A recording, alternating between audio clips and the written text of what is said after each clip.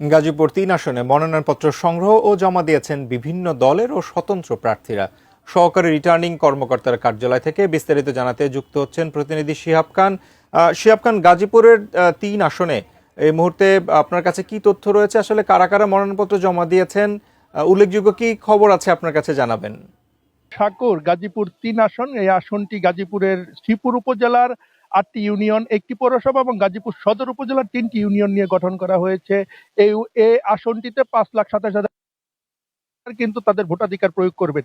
এখন পর্যন্ত এই আসন থেকে ৯ জন প্রার্থী বিভিন্ন দল অর্থাৎ বিএনপি, জামাত সহ জামাত ইসলামী আন্দোলন সহ প্রায় ৯ জন প্রার্থী কিন্তু তাদের মনোনয়ন ফর্ম উত্তোলন করেছিলেন। আজ জমাদানের শেষ দিন অর্থাৎ শেষ দিন ঠিক ৪টা ৫৯ কিন্তু এই মনোনয়নপত্র জমা দেওয়ার যে শেষ সময়, এই সময় কিন্তু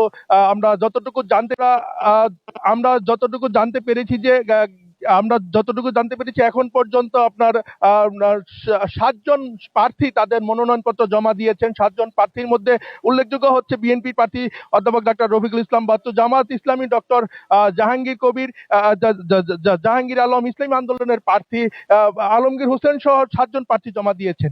এখন পর্যন্ত নির্বাচনী যে সার্বিক পরিস্থিতি এখন পর্যন্ত স্বাভাবিক রয়েছে। নির্বাচনী আচরণ বিধি এখন পর্যন্ত কোথাও ভাঙার কোনো সুযোগ ভাঙার কোনো খবর কিন্তু আমরা দেখতে পারিনি।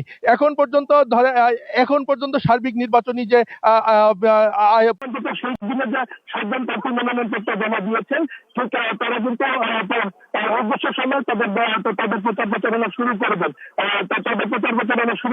মনোনয়নপত্র শেষ দিনে যে ৭ জন প্রার্থী মনোনয়নপত্র জমা দিয়েছেন, ঠিক তা কিন্তু নির্দিষ্ট সময়ে তাদের প্রচার প্রচারণা শুরু